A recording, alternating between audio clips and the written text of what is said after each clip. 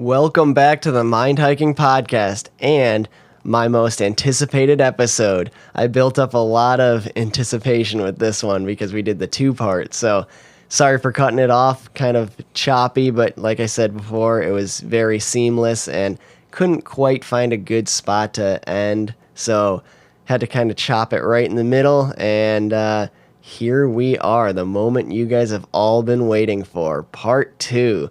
Let's continue this deep conversation. I hope you guys enjoy it. This episode's going to dive right into it, so right where we left off. So if you haven't listened to the first one, please go listen to that, because otherwise it's going to be like mid-conversation and not quite going to make sense. So definitely check out the first one first, and let's roll this one.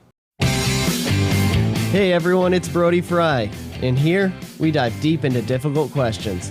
We'll map out thoughts, theories, and crazy ideas for the love of knowledge and growth. So, how do we answer some of the mind's toughest questions? This is the Mind Hiking Podcast.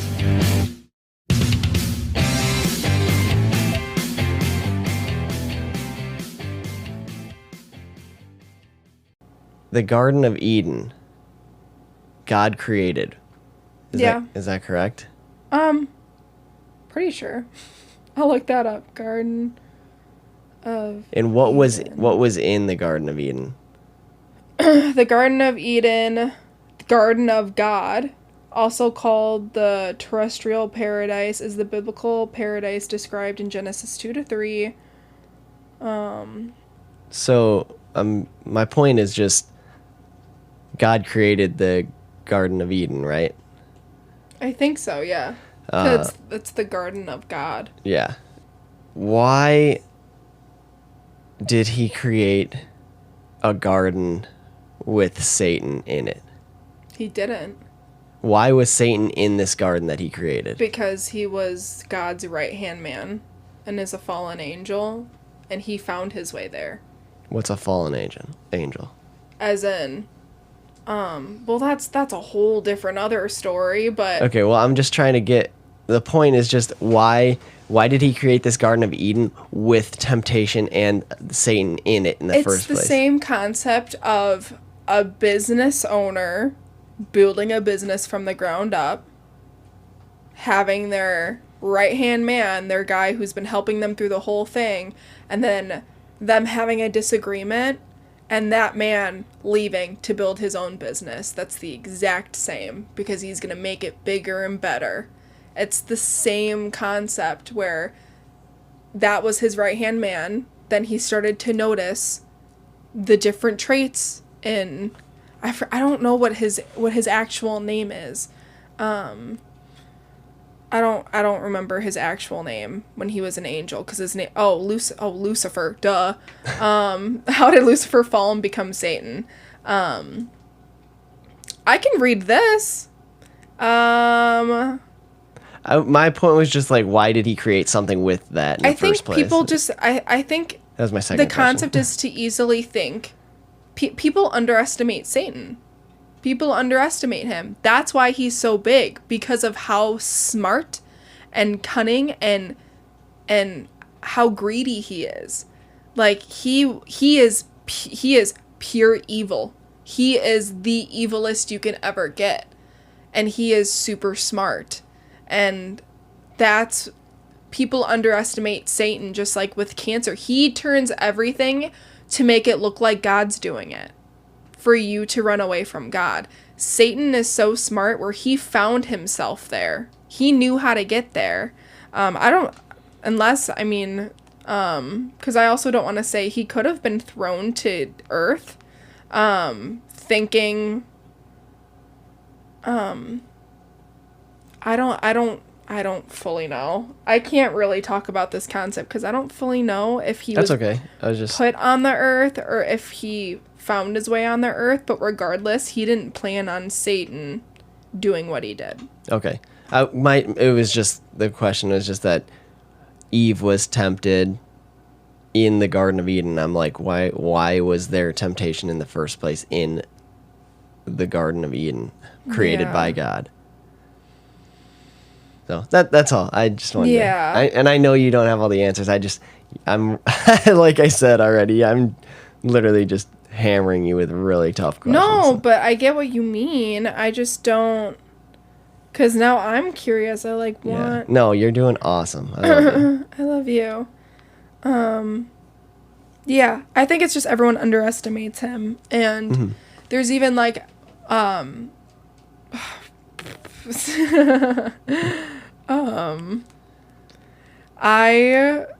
have been getting some feelings because you know how I feel about music. I love everything music. I love all music. I listen to everything, and I am your learning. playlist jumps all over the place. It does, and I am learning how the Devil's Chord. I am learning about how closely how closely Satan is with music. And of course, like in the Bible, there's some poems and poetry in there that were like talked out like song for praise for God. But besides that, music was mainly like a temptation thing with the devil. And that's why also like the Illuminati and stuff is actually deeply rooted in music. Yeah. And even if you listen back to certain songs with artists that seem very like edgy and dark, but like you don't think much of it, that if you listen back to their music and you rewind it, you can literally hear them praising Satan and having a song for Satan. And some stuff I'm like, yeah, it's I a think reach. I think that's a stretch. I think that's just. But there's some artists I used to think it was a stretch, but then recently there are certain artists, I'm going to name one, but if you listen to Billie Eilish, a lot of her music, if you rewind it, there's a hidden meaning in it. I doubt it. I'm a big theories guy, obviously from the podcast. It's not that. I love a good theory, but I don't know. I find that one hard to believe. You can believe what you want to believe. No. But please keep talking because I'm interested. This is just hard one for me. It's like to the point where when I was listening and watching the stuff, it like put a pit in my stomach. Okay. Because I feel like there's a lot more in music that I've been ignoring. Okay, we'll have to play one because I mean, there's probably listeners out here. And it's even like the concept of not even just that. That was like like the most wide one I could have put. Yep. But it's even how common artists now are like putting like dressing up as the devil in their music videos. Yeah. Like, and it just, I just hit the mic. It blows my mind anyone who says that they're religious and says they believe in God to dress up as the devil. Like what? Like that just, and it used to be like a funny thing with like, you know, like LGBTQ of like claiming, you know, that God doesn't love people who are gay or whatever. And I got that concept, but now it's to the point where it's like people are literally dressing up and praising the devil and making it a fashion icon. And so I've just been like watching like the whole like Sam Smith performance was really messed up, and then even I was a little disappointed because artist that literally just had a music video that came out and she dressed up as the devil, ironically, for like half of her music video was Taylor Swift. Really? And she's in like she's claiming all her fame back, and I'm not saying anything about her. I was like a Swiftie. Yeah. But like it's something that like you can't not ignore. Yep. Because if you ignore, then you're ignoring it. You're part of the problem. Yeah. And that's why now I've just been like, okay, you're kind of convincing me. I'm sure there's listeners that are like, okay, Brody, I guess fucking aliens are real, but you don't believe in backwards songs? What the fuck? Yeah. Well, it's even like you need to think the Illuminati is like the closest, highest thing to Satan to get people fame and to give them what they want. They will tell them, what do you want? We'll give it to you as long as you do this. Yeah. You sound like I don't know what they do. And I don't know what the process is. They get stuck for life. Yeah. Yeah. And it's very common with rap. It's very common for rap artists, all of that. But what is the best way to get the point across and to spread the word of Satan without spreading the word of Satan and making it obvious. Music. It's music. Because it's catchy and gets stuck in your head. But also no one's singing about Satan. Yeah, so it's the best way to do it. Subliminal. Also, this will convince you. Billie Eilish has in an interview talked and done an interview about how she can easily say words backwards. I've seen an interview of her. That was one of the things. That's what convinced me. That's why the only thing I believe in Billie Eilish. I'm not saying all artists do this. I'm not saying that's a thing. That's like one of her talents. Is she can literally translate things backwards. She said it in an interview. I'll show it to you. You haven't convinced me, but I'm only saying for Billie Eilish. I'm only saying for her. Yep. Show me this, and it might. We'll see what happens. But what's the best way to get people to be listening to worship Satan music without them actually doing it? Yeah, all your points are great points, and I understand all the points you're saying. I gotta see this. I gotta see it myself. This is a newer thing too with me now, but no, it's okay. Yeah, no. And then it's just what's another best way to make it a joke and to dress up like Satan all the time, but say it's for fun and it's for giggles and it's to claim power. But you're or it's spreading the message either way. You're spreading the message of Satan either way, and you're praising him, and it's just all of that, and just. Even like with you, like when I started listening to like the religious music and I sent it to you and then you would listen to a song and then it would be like all like the recommended songs with it. And then you were like, I feel so good after listening to all this music. Like I'm just noticing how I feel going into something when I listen to something about God or praising or encouragement compared to when I'm listening to rap or a pop song. It is amazing how music is powerful enough to completely change your opinion or not your opinion.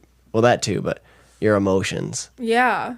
Dang, I would totally go all in on this, but I don't even fully remember. Let's do another episode on this because we're already we're gonna cross an hour and a half here. So, I did have another religious question too because we're really prying this open. I know we are. Which is awesome. I think this is gonna be the most controversial episode that I've had. But that's good.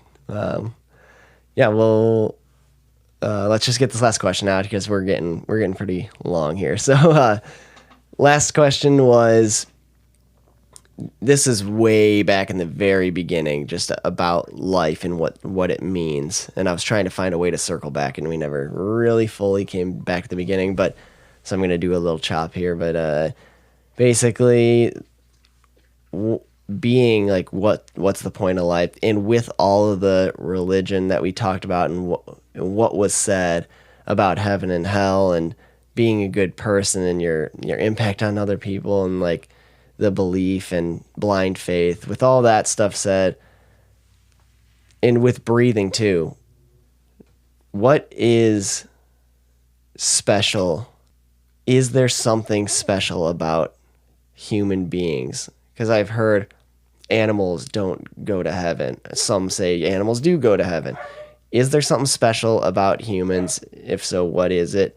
And what's the difference between us and the dogs, other than physical form and the way our brains work and stuff like that? But like from a life form standpoint, what's the difference between us and a bug, an ant crawling on the ground, or a fly flying through your house? And so I already have an answer for that. Okay, well, I'm going to hammer you one more time. What happens when there's a fly flying through the air and you fly swat it and splatter it across the wall? So this is why I was going to interrupt you, because I knew we were going to go with this. So, how is that not murder? So, I'm trying to get to it. Okay. So, number one, I don't truly believe that dogs don't go to heaven. I think they do. Maybe not necessarily the same way we do. But my biggest reasoning for this, and anyone can fight me on this, but why would you, is people will pull out certain passages and things always get misconstrued in the Bible. Mm-hmm. Okay. Like you said with the translation stuff, it's all interpretation. Yeah. Even like when people talk about like, when it comes to people who are gay and it says a man can't lay with a boy. Or like something, there's something like that in the Bible where in my head, I'm like, a child, an adult can't lay and be with a child. That's what I got from when you just said it. Yes, but some people take it as in male or whatever, and that's a whole different topic. I'm not gonna go into that, but yeah, I would say my solid reasoning, Kiba. Sorry, he was sniffing the ground. It made me nervous. My solid reasoning for why animals go to heaven is because why would God want a man and a woman, which obviously reproduction, okay? Yep. Wants a man and a woman. When he knew he was literally going to restart the earth and wipe us all out and had Noah take his family and build that ark, why would he have him and his wife on there for reproduction, or have a man and a woman and then ask for a male and a female animal of each species to hop on that boat and save them if they're not going to heaven and they have no meaning for reproduction? Yeah, you're right. Why would he want to save them all so bad? And you can say for food, but there's also plants and there's also fruit and vegetables, and there's other things we can all eat. There's other things you can get protein from. Why did God want to save the animals too? Yeah. They have their own meaning on this earth, and they have their own souls and spirits. Yeah, they're breathing just along with us. Exactly. They breathe just like us. Yep. They breathe oxygen the same way we do. Bugs don't breathe the same way we do. Also, so that was like my main thing, and then I would say just what makes humans... So what happens when you kill a deer? Is that murder? But God looks at murder just as he looks at lying. If you kill that deer and you feel bad, and you're using it for food, and you're using it to survive, God isn't going to punish you for that. It's more of the concept of... So before there was grocery stores, the natives, all they had was hunting, fishing, and gathering, and that's okay that they were killing animals to survive and use for food and clothing? I think so. And how about now that we have grocery stores and farming, is there still a point to hunting? I don't hunt. So I feel like that's not really a concept to me because I don't hunt. What happens when somebody's driving a car and hits a deer on the road? Well, I feel like that's... I feel like when you drive and a deer runs in front of your car, it's not on purpose. You're not seeing a deer and hitting the gas wanting to hit it. It's all about intention. So back to the lying thing. You said it's the same as lying. So if I lie and I feel bad, it's okay?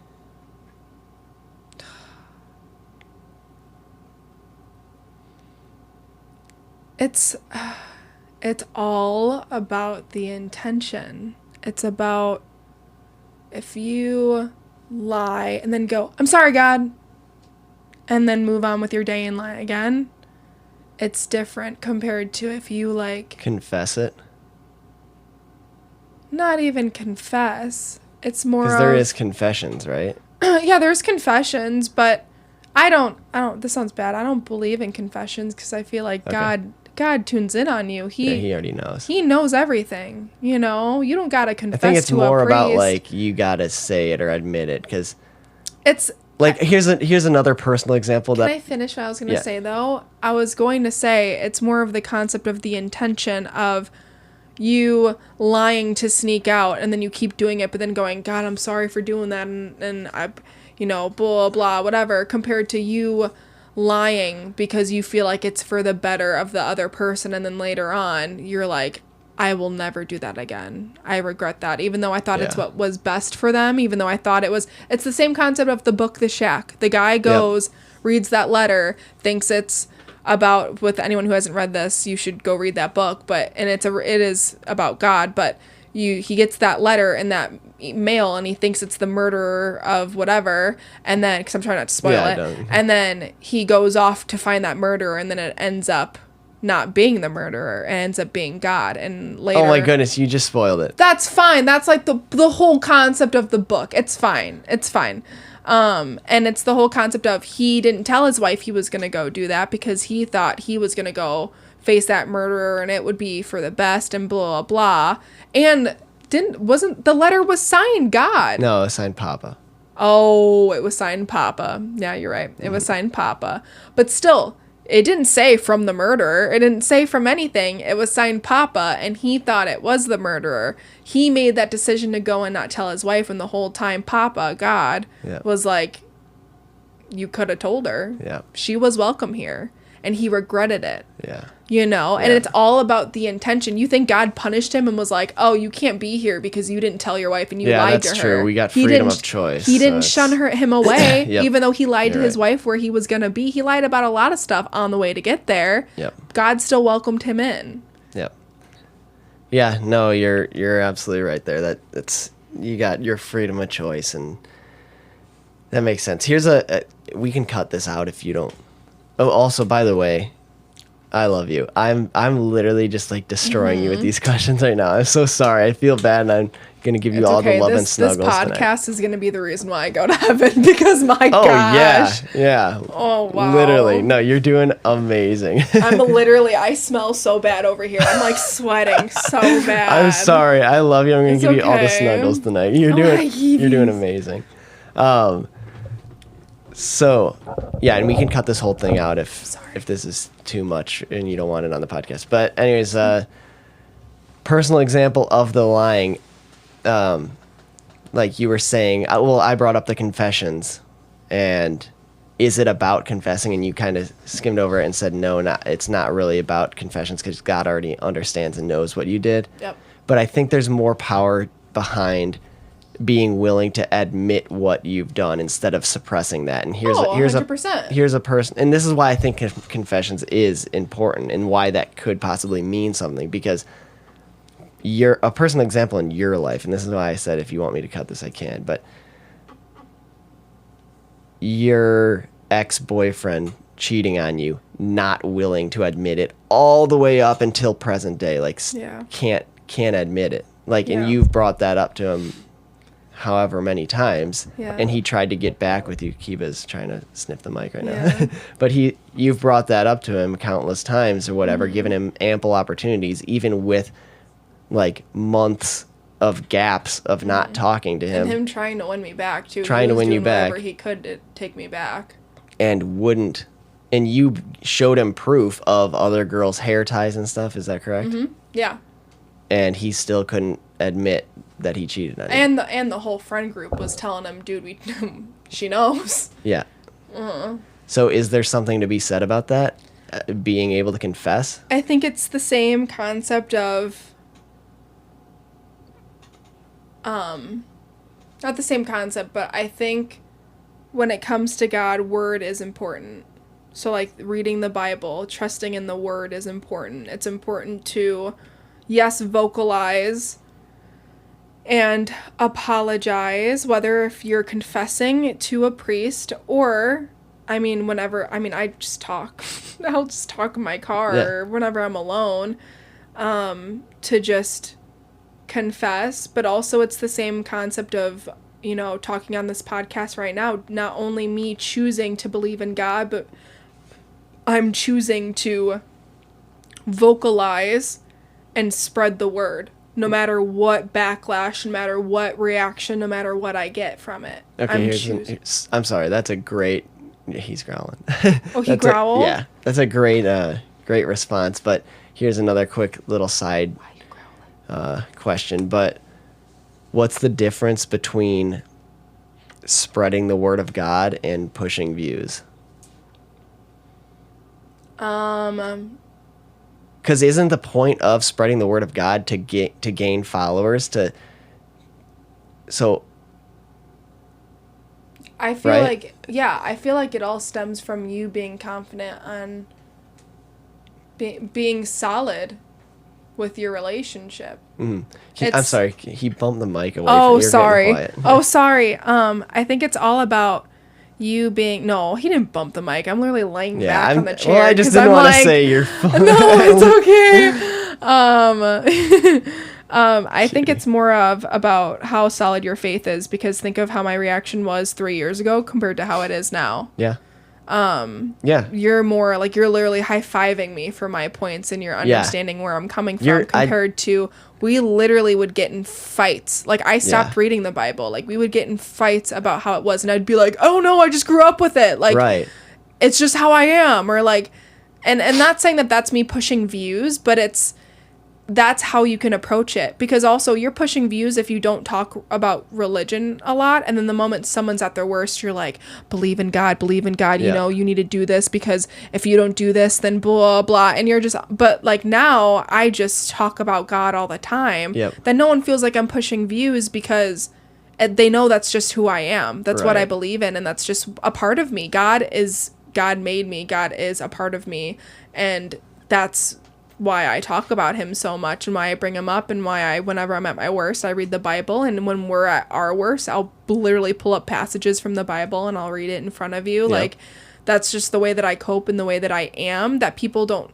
And if people do, this sounds bad, but if people feel like it's me pushing views, I'm not telling you need to believe in God.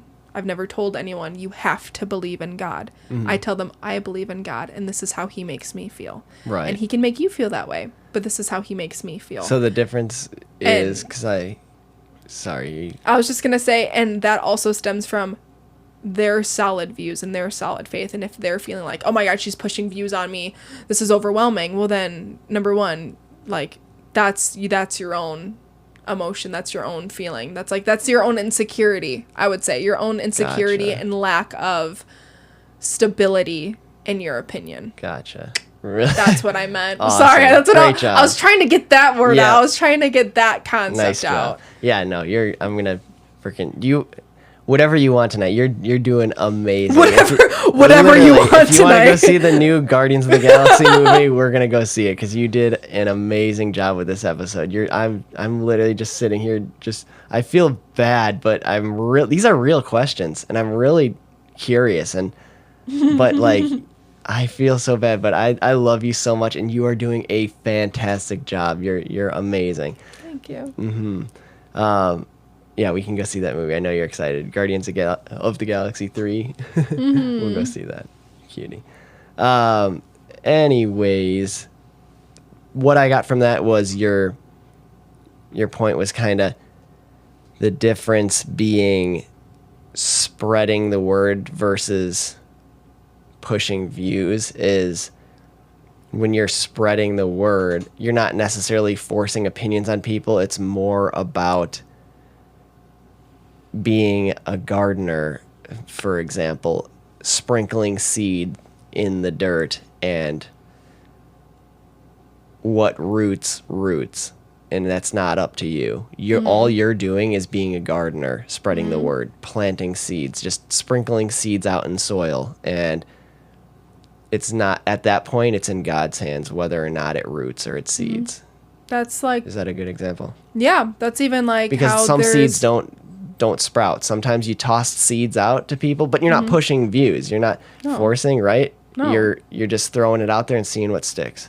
That's even the same concept of, this sounds bad. This isn't the best thing to say, but there are some people in the LGBTQ community that are against God and think he doesn't love them, and and those are normally the people that are like, pushing Satan stuff and doing that. And then there are some people in the LGBTQ community that literally are the most religious people ever. Yeah. And they're like, no, God doesn't love me any less. I feel part of the community still. And they are rooted also with how they feel. They're rooted with who they are.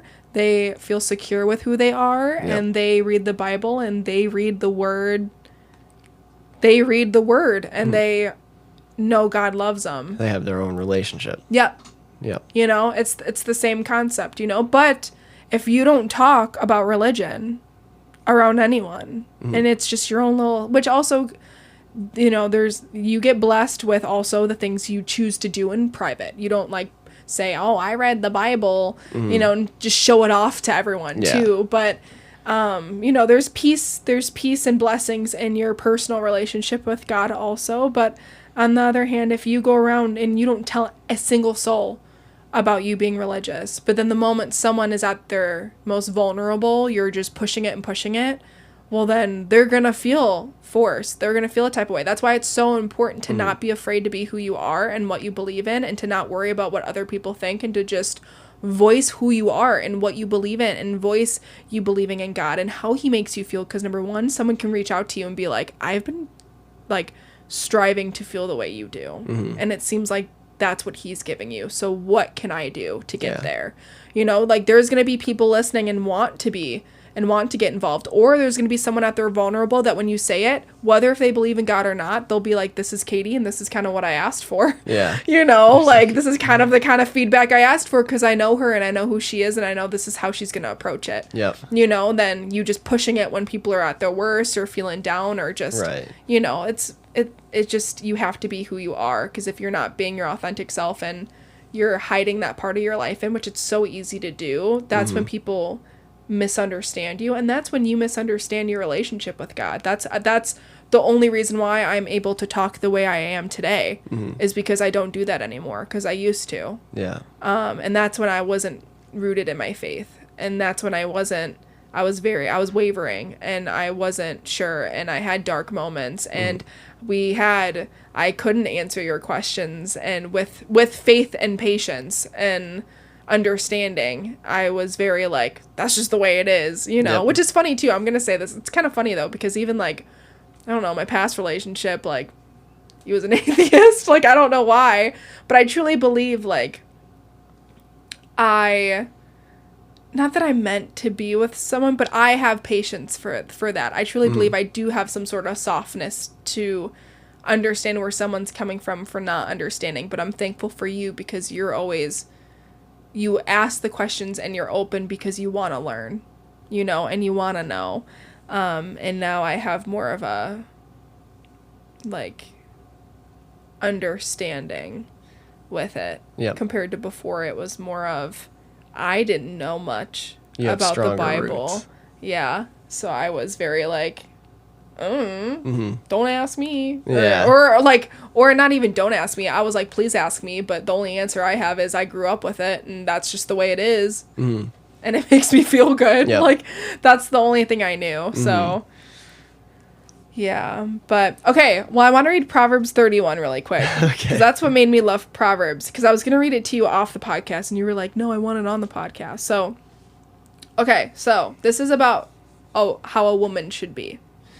And it's not telling you step 1, step 2, step 3. It's like, it's just a passage, but it's very important to a woman of God. But it says, a woman who fears the Lord. Oh, I just hit the mic. A woman who fears the Lord. So back to that fear concept too.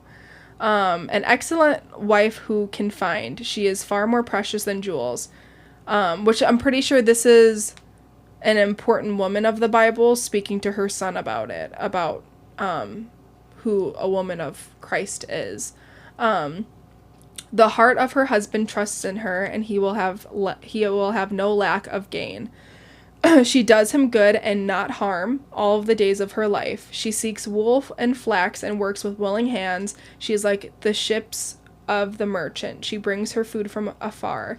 She rises while it is yet night and provides food for her household and portions for her maidens. She considers a field and buys it. And with the fruit of her hands, she plants a vineyard. She dresses herself with strength and makes her arms strong. She perceives that her merchandise is profitable. Her lamp does not go out at night. She puts her hands to the distaff, and her hands hold the spindle. She opens her hand to the poor and reaches out her hands to the needy. She is not afraid of snow for her household.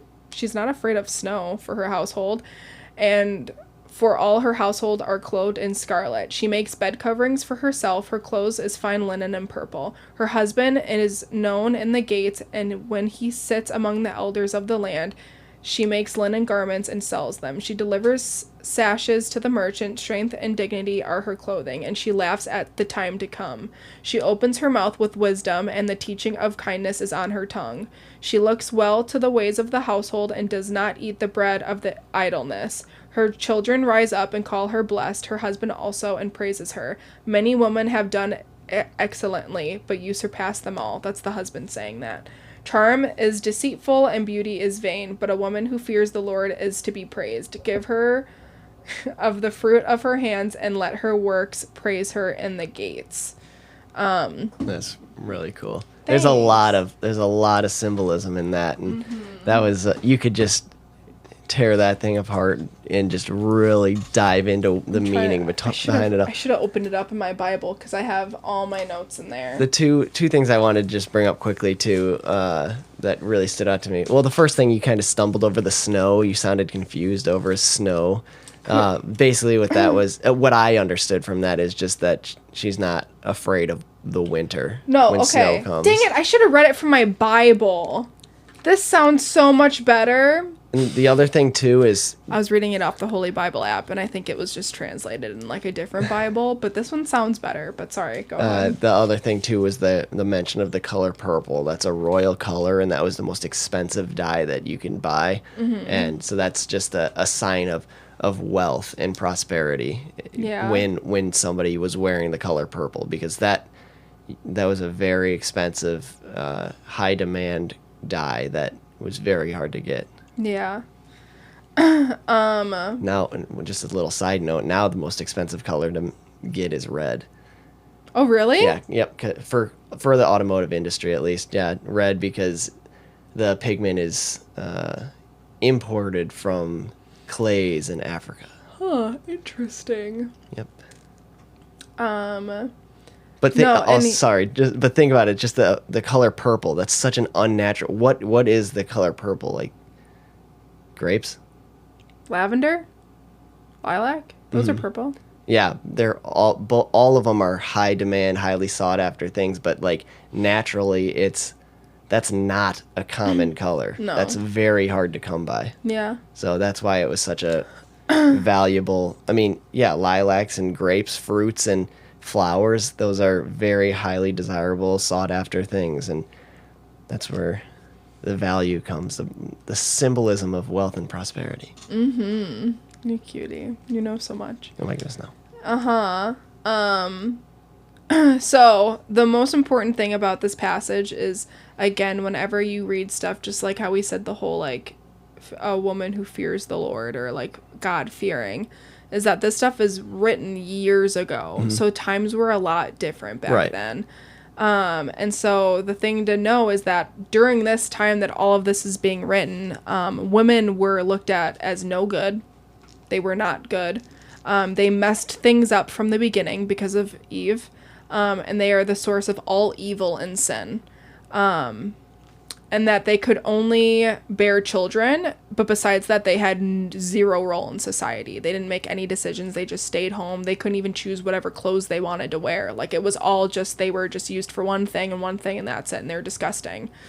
And that they were just a piece of property. Husbands could take advantage of them. That was, like, how that time period was. I did a Bible study on this passage. That's the only reason why I have all this stuff. Yeah.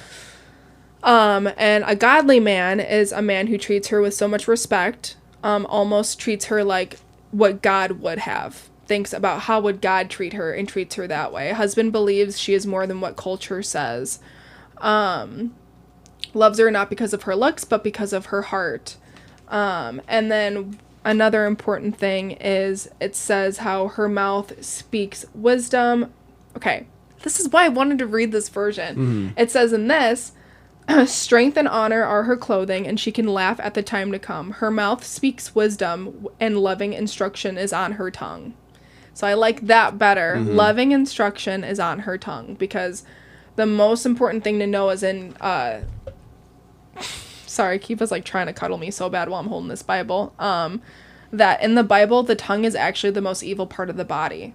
So, and that stems from, and that's what we go back to the whole word thing. Yeah, because you can shape talking words about God, like praising God, apologizing, confessing to God, and just speaking about God. Then sitting there and saying you don't believe in God, or sitting there in all of the Satan stuff that pops up, dressing like Satan, talking about Satan, like all of that stuff. Like, the tongue is technically like the most evil part of the body, and can be. And saying that she has loving instruction on her tongue and she speaks wisdom says that she knows how to control it and knows how to control her tongue and only speaks with love. And that her hand reaches out to the poor. She extends her hand to the needy. She is not afraid for her household when it snows, for all in her household are doubtly clothed. Yeah, that's the point I was like across. that. Yeah. The way it says it on in the wintertime, there. just making sure you're... Yes, because what it's saying is that she's not afraid for the household when it snows, because regardless, she knows God, and God provides for her, and she knows that her household is clothed. They are warm, they are safe, they are good. She's not afraid of anything to come. Yeah, and that could be... She's fully prepared. That could be literal. That could be taken literally, snow as in wintertime and the cold weather and being clothed for the warmth. And that could also be taken figuratively, as in snow for hard times and clothed meaning preparation for those difficult times. Yep. No, exactly. So that's why I like hesitated when I was reading it on my phone, because I was like, I feel like this isn't worded right. Mm-hmm. But what I wrote down for my notes for Proverbs 31 was that she's a girl boss, 100%. And that never idle, always serving and working. No room for fear because she has so much love. Because fear is also, again, what we've talked about. Fear is pushed on you from the devil, trying to make you afraid to live your full potential and to live the life you want to live. And to steer you away from God. And then loving instructions on her tongue, and then going above and beyond what's expected of her. God fearing, respect, and obey the Lord. Yeah. But basically just like the whole concept of Proverbs is just like, I remember like I was just reading stuff to you from Proverbs and being like, this is literally the book about how to live. Yeah. Like just, I mean, even it talks about like envy, debt, generosity versus greed, security, wealth and wealth versus poverty, good versus evil, faithfulness, calling, hope and mercy, laziness and sloth, justice, like parents and children, neighbors, friendships. I do just want to say quickly too that I feel bad because I've jumped in, cut you off a bunch of times, but I gotta just say for the listeners that just for those of you that don't know Catie, like I don't want to sound rude or like that I have to cut her off, but I have to cut her off because she'll keep going. So I'm sorry. I love you. And everything you say is so important and has so much value, but you're just like a golden just pot of just wisdom and purity that you'll keep pouring and pouring and pouring. And I feel bad, but when I think of something, I know that the topic will pass before I have a chance to say it, so I gotta jump in. Also, you're the oldest sibling dating the youngest sibling that had siblings that were 5 to 15 years older than her. So like I constantly got talked over growing up. So that's why I'm always like so used to just like talking and then just like speeding up my conversation and talking about something else. I start talking and you start talking faster to get... because you've seen me like at family hangouts or like even to this day where like a topic will pass and I'll literally raise my hand at the table to be like, can I finally talk about what I wanted to say? Or like they'll ask me something and then I'll go to say something and then one of my siblings will like interrupt and make it about themselves or whatever. I love them. I'm sorry. Home. They're just the oldest, but it's still and like, I'm sure they don't even realize they're doing it. So that's why I'm like that. I'm sorry. On the drive home, I'll be like, hey, so what was that thing you were trying to say? Whatever. But yeah, I don't have a Bible, and I've never had a Bible in my entire life. But that actually sounds pretty interesting. And like, I feel like you don't have to be religious to take things from the Bible. And just like this whole podcast, like I talk about being open and honest and being able to receive information. You have to be open to hearing things, don't close yourself off to things. So I'm going to have to pick one up and dive into that because it seems like there is a lot of wisdom and good stuff. So I have an Audible. There's so many versions of the Bible. That's the problem. And I don't know. I don't have the slightest idea of what any of them means. Yeah. But I would say the only thing is that's amazing about having a physical Bible is there's something about just holding it and reading it that just flipping the pages connects me. And also it is better because when you try and read from the beginning to end, it can be very overwhelming and it kind of jumps and it's a lot. Like it's stuff dated back so far Oh, yeah. and worded so weird that, I mean, anyone can, like, fall asleep or, like, be like, ugh. Yeah. Hours of definitely. this, days of this, you know, that it's nice having just like a physical Bible that you can just open. I have post-it notes in there of little notes that I've made, and Yeah. I can highlight things that are important to me, fold things that I can always go back to, Yep. something that like speaked out to me during the time of my life I'm in, or anything like that, because there's a lot of like liquid gold in there that, Oh, yes. that's what really You're so solidified cute. my faith, was actually just reading the Bible and flipping to random pages, and really Proverbs, I would Yeah. say. That's Okay. what really... Yeah, I'll get one and dive into that. Also, I have just officially decided that this is going to be a 2-part episode because we just crossed the 2-hour I know, mark. and this was supposed to be Insane. a short Yeah, I wanted one. to do like a quick 25-minute episode. No, it's awesome. I'm just going to break this up into 2 episodes. I'll probably do like a Monday and then make you guys wait for this episode because this is at the end. But yeah, it'll be okay. That'll be good. I'm so sorry. I feel so bad. No, oh my goodness, this is awesome. This is definitely the most thought-provoking episode we've had. This is a really good one. I did want to kind of bring it back because we've talked about freedom of choice. This is the last question I wanted to ask, but Will you marry me? No, I'm joking. I'm joking. of course, yes.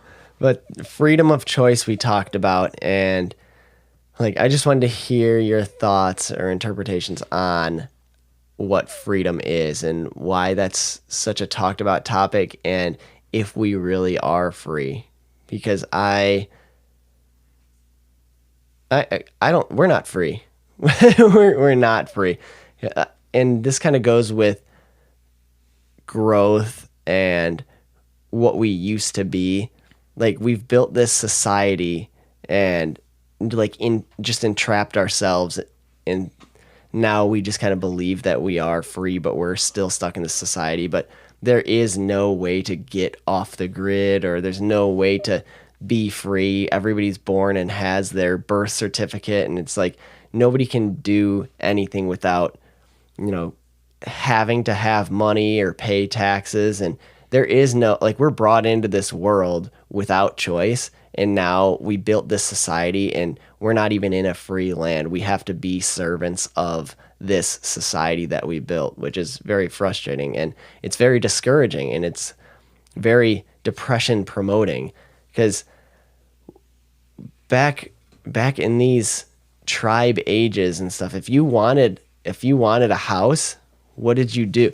Like, people feel stuck because people feel stuck because they can't move forward. Because what do you have to do to buy a house? Like, it's a pain in the ass. And also, you can't just build a house on any land. It's not free land anymore. We can't just find a spot and go build something anymore. Back in the day, you could literally just pick out a spot and start building your house and live there, or building a tent or a teepee. And now everybody owns everything, and you have to buy it, and you have to, how do you get money? Now there's this money, this transaction involved, when not like back in the day, like you could find a spot and just build a house, build your garden, your fence. And what happens if you're frustrated with your situation and you just don't like how big your house is, or you want a bigger house, or you have a growing family, you need more land or whatever? What do?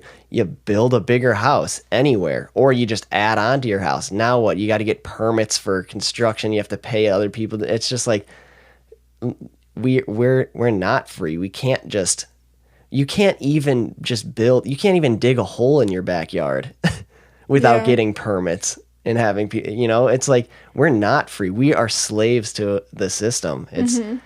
It's just like, I feel like that's a big stem for like just lack of freedom, and kind of like what we were talking about too, with just like subliminal choices and stuff like that. What's your take on this?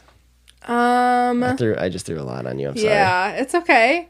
It was like a snowball. I just kept going. I'm sorry. No. Oh my, don't. I've been talking this whole entire time. You can say whatever you want. Yeah. My whole thing is I agree with you. Like, we're not free here. Or anywhere. I don't think you can be anymore. I don't even think we have an option. Besides where?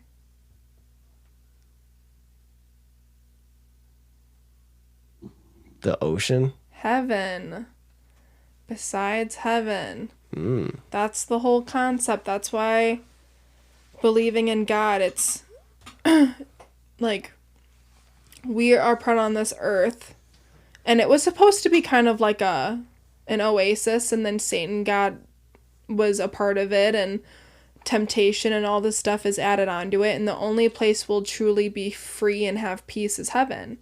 That's the important thing of having your relationship with God, and knowing that also there's no pressure. Like, it's not, you don't have to be perfect. None of us are perfect, and he knows that, and he makes us beautifully the way that we are, and he makes us knowing that we're going to sin and resent him. Mm-hmm. And he loves us no matter what, and is always there, and you will feel his love when you show him love. And it's a beautiful thing. Mm-hmm. But I feel like we aren't supposed to be free here, and that doesn't mean that just because we're not free doesn't mean life has to be horrible. Doesn't mean that it's a negative thing, but think all of the things that make us not free are all human designed stuff, and that's what we're gonna always have to battle. And that's why it's so important where they say to praise God and talk about God and to do all this stuff in his name and to shout it no matter what humanistic stuff is going on around us, to not get wrapped up in that, because that isn't what's best for us anyways. And I don't know, I truly believe that, like, we're not free. But another thing that I've actually recently learned about, I learned about it 2 months ago, and I kind of wanted to start implementing it, but it's tithing. So tithing is the act of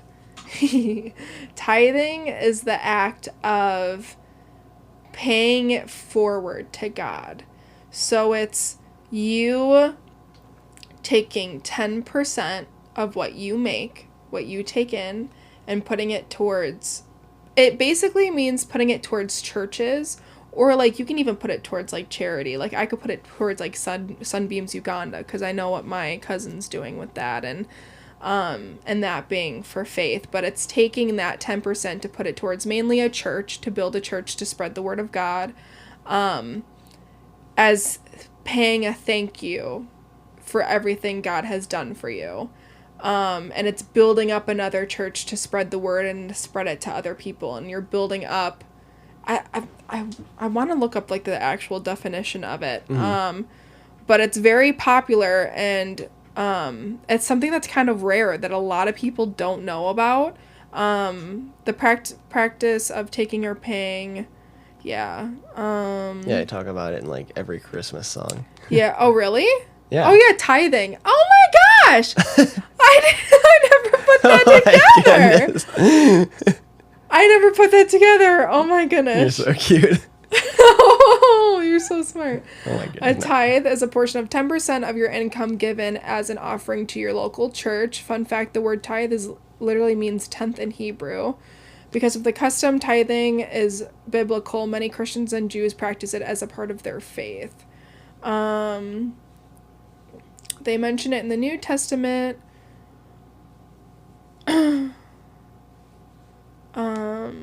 Yeah, it doesn't really say much about it, but that's something I've just been wanting to implement, because I've been hearing that just, like, the good it does, and mm-hmm. like how important, and how also, even though it's mentioned in songs and stuff, but mm-hmm. how rare people actually do it. Yeah. And well, like, just like that, like, you didn't even recognize it or realize that it was. It's just like, that could have been just a me thing, though. I could have just not put the two and two together. Well, either way, like you were saying, though, is nobody really knows about it. But it's even think all those Christmas songs, I mean, they're so obvious, and they're so, like, popular and common. But on the other hand, I mean, Christmas isn't really about Jesus anymore. It's really just about Santa. Mm-hmm. Yeah. Like, just, I don't know, you just don't think of that kind of stuff. Mm-hmm. But yeah, so it's all about just doing whatever you can on the earth to spread God's name, because it's so rare. And my whole thing is me being religious, and I know you can back me up on this, but I'm all about just showing love to people. That's really what God would do. That's what Jesus would do, no matter what someone else's walk of life is and what their circumstances is. It's just showing love to them and understanding them, and, you know, and I mean, I'm still going to mention God. I'm still going to talk about God. That's who I am, but I'm never going to tell someone they're not worthy of God's love or they're not worthy of this, or no, we're all literally worthy of God's love no matter what. Like, he wants all of us. If he could save all of us, he would save all of us. But sometimes he can't, and he knows he can't, and we have to make the decision for ourselves where we're going to go. Yeah. And you can't ignore it. Yeah. You can't just, that's my whole thing, is you can't ignore it. Yeah. And you can't. And so what? You spend all this time believing in God, having this amazing life, getting all these blessings, to then pass away and it not be real? Okay. Cool. Then it's not real. At least you had a happy, but you spend all this time life. resenting it and being like, oh, that's not real. I need all the proof, blah, blah, blah. And then you die and then you're like, shit. God. I'm in hell now, you know, like, it's just like, I don't know. I'm a big person with how I feel, how things make me feel. And when I read the Bible, I feel good, and I just trust my gut and just see things and just see, like, even with the way I've been reading the Bible, see the growth that I've had. Like, this has been like a thing for like a year, I would say. Not even reading the Bible the way that I have, and how I've been with religion. And I don't know. I just feel like it shows. And yeah, basically you're saying the worst case scenario for being religious is a lot better than the worst case scenario for not being religious. Yeah. Literally. And there are, like, and the upside's better. Yeah, and there is proof, you know, and even, like, in my day-to-day life, like, even, like, this sounds weird, but, like, even when, like, my grandpa on my dad's side was, like, going through, like, basically on his deathbed, I forgot what that's called, but where they, like, basically pump stuff in his system to, like, slowly help him go. Hospice. When he was on hospice, just seeing his journey with that, and seeing, because he was very tuned with God, he was very, very religious, and gave out pens that said God bless from Don, and was just always giving to charities and people and showing love, and just, like, just very much just a holy man. And he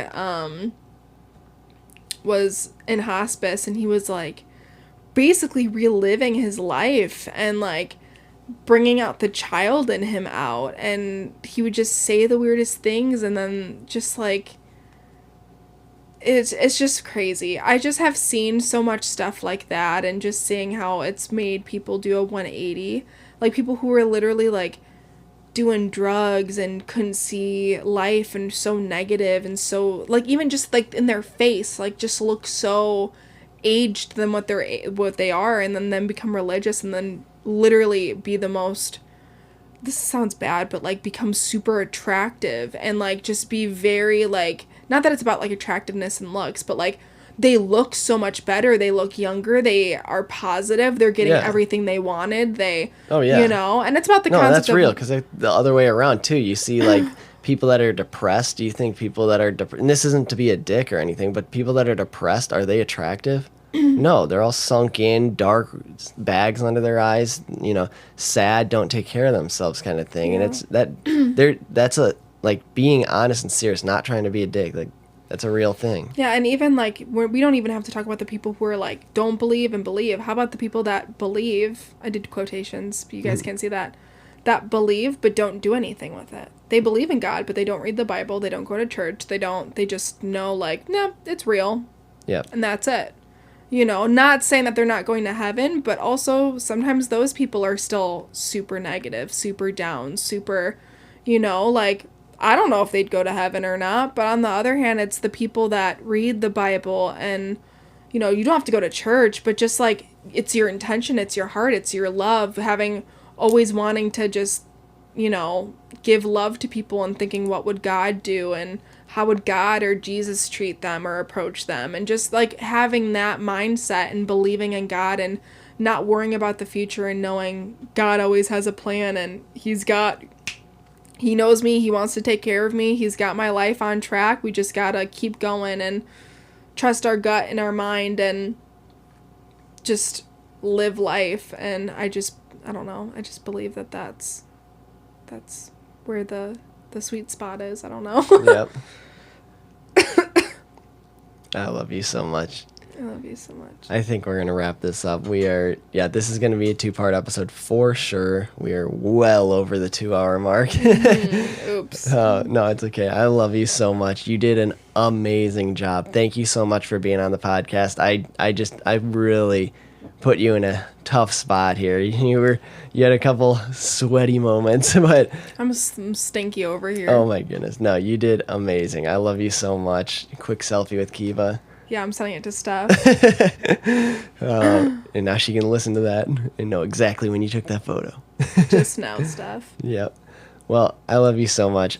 Awesome freaking job. You kicked butt today. You answered these questions with amazing grace. I love you so much. Thank you so much for being on the podcast. Thank you for having me. Of course. Anytime. You're going to be on a lot more often. I promise not all the times it'll be like this. Or maybe. I hope they are, because these are the deepest. Yeah, the episodes with you are the deepest ones, the most thought-provoking ones. So thank you. I love you. Any final words? Peace out, Girl Scout. All right. I love you so much. Thank you so much. And thank all of you for tuning in and listening. Open, honest, keep an open mind, and this is just a casual conversation, so. And God bless. Yes, and God bless. All right, we'll wrap this up. Thank you guys so much. Love you all, and peace.